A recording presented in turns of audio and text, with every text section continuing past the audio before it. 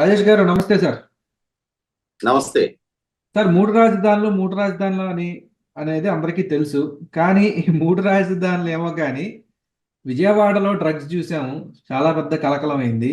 ఇప్పుడు విశాఖపట్నంలో కూడా ఏకంగా కంటైనర్లలో వస్తుంది. సినిమాల్లో చూస్తాం సార్, ఈ సైంధవ్ లాంటి సినిమాల్లో చూస్తాం కంటైనర్ నిండా కొకెయిన్ అని. సినిమాల్ని చూసి వీళ్ళు చేస్తున్నారా ఇన్స్పైర్ అయ్యి, లేదా వీళ్ళని చూసే ఇన్స్పైర్ అయ్యి సినిమాలు చేస్తున్నారా? ఒకటి దొరికింది ఇదైతే దొరకంది ఎన్నో. అసలు ఏంటి సార్, విస్తుపోయేలా ఉన్నాయి అంశాలు. మీ దగ్గర ఏమన్నా ఇన్ఫర్మేషన్ ఉంటే షేర్ చేయండి. ఇప్పుడు వాస్తవంగా గౌతమ్ సవాంగ్ గారు డీజీపీగా ఉన్న రోజుల్లో ఆంధ్రప్రదేశ్ లో పోలీసుల ద్వారా సీజ్ చేయబడిన 2,50,000 కిలోల గంజాయిని ఆయన దహనం చేయించారు. అంటే సీజ్ చేయించింది 2,50,000 కిలోలు. సీజ్ కాకుండా పట్టుబడకుండా దేశవ్యాప్తంగా ట్రాన్స్పోర్ట్ అయింది ఎన్ని లక్షల కిలోలు ఉండాలప్పటికీ, అంటే మిలియన్స్ ఆఫ్ కిలోస్ ఉండాలి. ఇప్పుడు అదే ప్రపోర్షన్ ఇప్పుడు దీన్ని కూడా మనం పరిగణలోకి తీసుకోవచ్చు. ఇందాక మీరు ప్రస్తావించినట్టుగా గతంలో గుజరాత్ లో ఉన్న ముంద్రా పోర్ట్ లో అదానీ గారి ఆధ్వర్యంలో ఉంది ముంద్రా పోర్టు. ఆ పోర్ట్ లో ఆఫ్ఘనిస్తాన్ నుంచి వచ్చిన టాల్కమ్ పౌడర్, ఆ పౌడర్ మాటున హెరాయిన్ 21,000 కోట్ల రూపాయల హెరాయిన్ పట్టుబడింది. ఈ హెరాయిన్ కన్సైన్మెంట్ ఎవరిది అని అంటే విజయవాడలో ఉన్న ఒక ట్రాన్స్పోర్ట్ ఏజెన్సీ పేరు మీద ఇన్వాయిస్లు ఉన్నాయి. అంటే ఆ టాల్కమ్ పౌడర్ ఇన్వాయిస్ విజయవాడలో ఉన్న ఒక ట్రాన్స్పోర్ట్ ఏజెన్సీది. దాని మాటున 21,000 కోట్ల రూపాయల హెరాయిన్ పట్టుబడింది. అంటే ఇక్కడ అర్థమవుతున్నది ఏంటి, నిజంగానే ఈ విజయవాడలో ట్రాన్స్పోర్ట్ ఏజెన్సీ వాళ్ళు జెన్యున్ గా వ్యాపారస్తులు అయి ఉండి వాళ్ళు టాల్కమ్ పౌడర్ తీసుకొస్తుంటే దాన్ని కనిపెట్టి దాంట్లో ఈ హెరాయిన్ పెడ్లర్స్ ఇన్ని వేల కోట్ల రూపాయల హెరాయిన్ ని ఆఫ్ఘనిస్తాన్ నుంచి తరలించారా, లేదు విజయవాడలో ఉన్న ఈ ట్రాన్స్పోర్ట్ ఏజెన్సీకే అంతటి విస్తృతమైన నెట్వర్క్ ఉందా? 21,000 కోట్ల రూపాయల హెరాయిన్ భారతదేశంలోకి ఇంపోర్ట్ చేయించి దాన్ని వ్యాపారం చేయగలిగే అంతటి సామర్థ్యం వాళ్ళకు ఉందా? ఏమైపోయిందో మరి మీకు ఒకసారి పట్టుబడిన తర్వాత మళ్ళీ ఇప్పటి వరకు దాని అప్డేట్ ఎక్కడ చూసారా మీరు? అసలు 21,000 కోట్ల రూపాయలకి సంబంధించి విజయవాడలో ఆ కన్సైన్మెంట్ విజయవాడ అడ్రస్ తో బుక్ అయింది. వాళ్ళు ఎవరు, వాళ్ళని ఏం చేశారు, ఆ కేసు ఏ స్థాయిలో ఉంది, అసలు అంటే వాళ్ళకి సహకరించింది ఎవరు, అంతటి పెట్టుబడి పెట్టింది ఎవరు, అంతటి సామర్థ్యం వాళ్ళకు ఉందా? ఈ అప్డేట్స్ తర్వాత ఎక్కడన్నా విన్నారా మీరు? నేనైతే చూడలా. ఇండియాలో దానికి సంబంధించి న్యూస్ మళ్ళీ అప్డేట్స్ ఎక్కడా చూడదా. ఆ రోజు అప్పట్లో ఒక 4 రోజులు సంచలనంగా మారింది. ఆ తర్వాత మళ్ళీ ఇప్పుడు మనం దాన్ని ప్రస్తావించుకుంటున్న సందర్భంగా గుర్తు చేసుకోవడమే. ఆ విజయవాడలో అంతటి సామర్థ్యం ఉన్న వ్యక్తులు ఎవరు? 21,000 కోట్ల రూపాయలు ఒక కన్సైన్మెంట్ ఏంటి తెప్పించారు అని అంటే ఎన్ని లక్షల కోట్లకు వాళ్ళకి యజమానులు అయి ఉండాలి? డీల్ అంత మరి అంతటి డీల్ అంత కుదురుంటది. మరి అంత క్వాంటిటీ తెప్పించారు. దాన్ని ఇక్కడ వ్యాపారం చేస్తే కనీసం ఒక 50,000 కోట్ల 60,000 కోట్ల వ్యాపారం జరగాలి కదా. అంటే అంత క్వాంటిటీ దేశవ్యాప్తంగా డిస్ట్రిబ్యూట్ చేయగలిగే నెట్వర్క్ ఎంత ఉండాలి వాళ్ళకి? మరి అంత సామర్థ్యం నాడు విజయవాడలోనే ఉన్నారా? నిజంగా విజయవాడలేనా, లేదు వీళ్ళని బలిపోసులుగా చేసి అసలు చేసిన పెద్దలు వేరే ఉన్నారు ఎప్పుడైనా?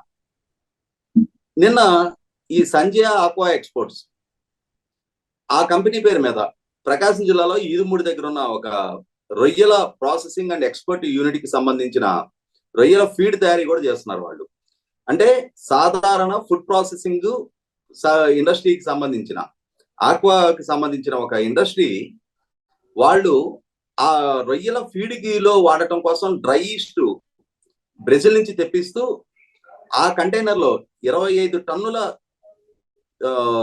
కన్సైన్మెంట్ వచ్చింది. అది అందులో ఆ డ్రై ఈస్ట్ లో ఈ డ్రగ్స్ మిక్స్ చేసి తీసుకొచ్చారు అని చెప్పని నిన్న రాత్రి ఒక్కసారిగా దేశం అంతా గుప్పమంది వార్త. అంటే ఇవాళ 25 టన్నులు 25,000 కేజెస్, ఒక్కొక్క బ్యాగ్ 25 కేజెస్ చొప్పున 1000 బ్యాగులు ఉన్నాయంట ఆ కంటైనర్ లో. వాటిలో సిబిఐ వాళ్ళకి ఇంటర్పోల్ నుంచి, అంటే జర్మనీ పోర్టుకు వచ్చినప్పుడు అక్కడ జర్మనీ అధికారులు దాన్ని స్కాన్ చేస్తే ఆ స్కాన్ లో వాళ్ళకి ఆ కంటైనర్ లో మాదక ద్రవ్యాలు ఉన్నట్టుగా ఆచూకీ దొరికి పలానా షిప్ లో పలానా నెంబర్ కంటైనరు ఇండియాకి రాబోతుంది, అది విశాఖపట్నం పోర్టుకు రాబోతుంది, మీరు దాని మీద చర్యలు తీసుకోండి, మాకు ఇటువంటి అనుమానం ఉంది అని చెప్పని ఇంటర్పోల్ నుంచి సిబిఐకి ఇన్ఫర్మేషన్ వస్తే సిబిఐ అధికారులు దాన్ని సీజ్ చేసి, కస్టమ్స్ సిబిఐ అధికారులు కలిపి దాన్ని వెరిఫై చేసి గుజరాత్ నుంచి నార్కోటిక్స్ సంబంధించిన ఎక్స్పర్ట్స్ ని పిలిపించి ఆ పర్టికులర్ ఎక్విప్మెంట్ తో టెస్ట్ చేస్తే దాంట్లో మాదక ద్రవ్యాలు ఉన్నాయని చెప్పని రుజువైంది. అసలు ఆశ్చర్యంగా ఉంది. అంటే ఎక్కడి నుంచి ఎక్కడికి పెరిగిపోతుంది ఇండియా. విశాఖపట్నం ముఖ్యంగా గతంలో ముంద్రా పోర్ట్ లో పట్టుపడ్డ దాని లీడు విజయవాడతో లింకప్ అయి ఉంటాం. ఇప్పుడు ఇన్ని టన్నులకు సంబంధించిన మాదక ద్రవ్యాలకు సంబంధించిన లీడు విశాఖపట్నంతో ముడిపడి ఉండటం అంటే ఆంధ్రప్రదేశ్ అభివృద్ధి చెందుతుంది అనుకోవాలా, ఈ దిశగా అభివృద్ధి చెందడం చాలా గర్వకారణంగా చెప్పుకోవాలా, మనం ఫీల్ అవ్వాలా. గతంలో ఎట్లుండేదంటే పాశ్చాత్య దేశాల్లో, ఆఫ్రికన్ కంట్రీస్ లో, సౌత్ అమెరికన్ కంట్రీస్ లో డ్రగ్ వ్యాపారం ఎక్కువగా ఉంటుంది, డ్రగ్స్ వినియోగం ఎక్కువగా ఉంటుంది. అక్కడ కుటుంబ వ్యవస్థ పిల్లలకి తల్లిదండ్రులకి మధ్య కొంత అంతరం ఉండటం, ఈ అంతరం ఉన్న నేపథ్యంలో పిల్లలు ఒక రకమైన డిప్రెషన్ లోకి వెళ్ళిపోయి ఒంటరితనంతో వాళ్ళు డ్రగ్స్ కి అడిక్ట్ అవుతున్నారు అనుకునేవాళ్ళు. మనది చాలా ఘనమైన కుటుంబ వ్యవస్థ, మన దగ్గర ఉమ్మడి కుటుంబాలు ఉంటాయి, మన దగ్గర అనుబంధాలు ఎక్కువ ఉంటాయి, మన పిల్లలకి ఆ ఒంటరితనం ఫీల్ అయ్యే పరిస్థితులు రావు, మన దగ్గరికి, మన సమాజంలోకి, మన కల్చర్ లోకి డ్రగ్స్ ఎంట్రీ కావు అని చెప్పని చాలా ఘనంగా చెప్పిన వాళ్ళం 3-4 దశాబ్దాల క్రితం. కానీ ఇవాళ ఒక నిత్యావసర వస్తువులాగా మారిపోయింది. ఇవాళ క్యాంపస్లోకి వచ్చేసింది, స్కూల్స్ లో కూడా వచ్చేసింది. చివరికి చాక్లెట్ రూపంలో కూడా గంజాయి దొరుకుతుంది అని చెప్పుకుంటున్నారు. లిక్విడ్ రూపంలో గంజాయి దొరుకుతున్నది, పట్టుబడుతున్నది చాలా సందర్భాలు చూస్తా ఉన్నాం మనం. ఆఖరికి ఇవాళ దేశం మొత్తానికి గంజాయి ఎగుమతిదారుగా విశాఖపట్నం ఏజెన్సీ ప్రాంతం నిలిచింది అని అంటే, దేశంలో ఎక్కడ గంజాయి పట్టుబడ్డా కూడా దాని మూలాలు ఆంధ్రప్రదేశ్ ఉంటుంది అని అంటే ఆంధ్రప్రదేశ్ సిగ్గుపడుతుంది. ఇవాళ ఒకనాడు అదే విశాఖ ఏజెన్సీలో పండించిన అరకు కాఫీని ప్రపంచవ్యాప్తంగా బ్రాండింగ్ చేసుకున్నాం మనం. ట్రైబల్స్ పండించిన కాఫీ ఇది ఇంత క్వాలిటీ తోటి ఉంది అని చెప్పని ఒక ముఖ్యమంత్రి స్వయంగా దాన్ని ప్రపంచవ్యాప్తంగా బ్రాండింగ్ చేశారు. మా రాష్ట్రానికి గర్వకారణం, మా ట్రైబల్స్ ప్రోడక్ట్ ఇది అని చెప్పని. ఇవాళ దేనికి గర్వకారణంగా చెప్పుకోవాలి మనం? గంజాయి ఎగుమతికి గర్వకారణంగా చెప్పుకోవాలా? డ్రగ్స్ దిగుమతికి గర్వకారణంగా చెప్పుకోవాలా? అసలు దీని వెనకున్న వ్యక్తులు ఎవరు? ఇవాళ 3 రాజధానులని మీరు చెప్పినట్టుగానే విజయవాడ ముంద్రా పోర్టుకి సంబంధించి లీడు దొరికింది. ఇవాళ విశాఖపట్నం ఎగ్జిక్యూటివ్ రాజధాని చెప్పుకుంటున్న విశాఖపట్నంలో ఇంత పెద్ద కన్సైన్మెంట్ ఇవాళ నిన్న సిబిఐ వాళ్ళు సీజ్ చేశారు. ఇక కర్నూలు ఒకటే మిగిలింది.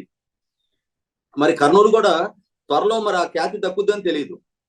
ఇవాళ జగన్మోహన్ రెడ్డి గారి పరిపాలనలో రాష్ట్రాన్ని సుభిక్షంగా అభివృద్ధి తీసుకు అడుగులేయించడం ఏమో, ఇవాళ రాజధానిలోని అంటే మేము చాలా అద్భుతంగా అభివృద్ధి చేస్తాము, 3 ప్రాంతాల మధ్య అభివృద్ధిలో సమతూకం పాటిస్తామని చెప్పిన వ్యక్తులు అభివృద్ధిలో సమతూకం మాట ఏమో కానీ ఈ డ్రగ్స్ రవాణాలో మాత్రం సమతూకం పాటిస్తున్నారు. ఇప్పటికే ఆ మ్యాప్ లో విజయవాడ, విశాఖపట్నం చోటు చేసుకున్నాయి. ఇక కర్నూలు ఒకటే బాకీ ఉంది. మరి భవిష్యత్తులో అక్కడేం దొరుకుతాయో చూడాలి. చూద్దాం సార్, అంతా జగన్మాయలా ఉంది. మరి జనాలకి వదిలేయాలి ఇది, ఏం జరుగుతుందో. ధన్యవాదాలు సార్.